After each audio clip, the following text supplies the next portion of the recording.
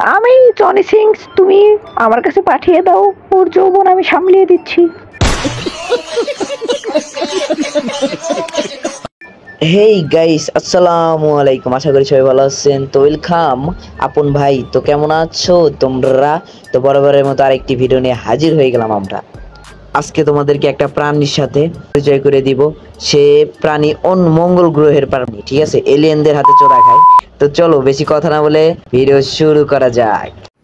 আজকে আমি রোস্টার ভাইয়াদের উদ্দেশ্যে কিছু কথা বলতে চাই। আর কিছু কিছু রোস্টার ভাইয়ারা আমি মোটা বলে আমাকে বলতেছে গাবি। আচ্ছা আরে তুমি মোটা বলে তো তোমাকে কেউ গাভী বলে না, তোমার যে ঝুলে গেছে বারা।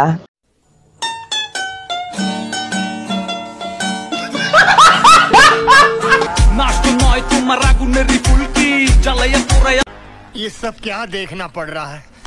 अच्छा है मैं अंधा हूँ। শোন গাভী, তোর একটা কথা বলি। তো তোর জন্ম মনে হয় হয়েছে পতিতালয়ে, ঠিক আছে? কেন বললাম? কারণ তোর পারিবারিক শিক্ষা নাই। কারণ তোর যদি পারিবারিক শিক্ষা থাকতো তাহলে একজন মা বাবা চায় না কখনো যে একটা মেয়ে টিকটকে ফেস দিয়ে ভিডিও বানাক, ঠিক আছে?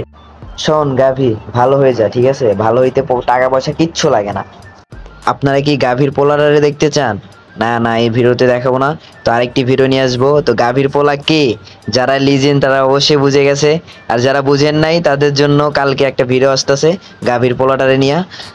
তো গাইস, চ্যানেলটা সাবস্ক্রাইব করে দিন। অনেক কষ্ট করে ভিডিও বানাই, তো আমার হাতে একদমই টাইম নাই, কারণ সারাদিন বুঝেনি তো একজনের পার্সোনাল বিষয় থাকতেই পারে।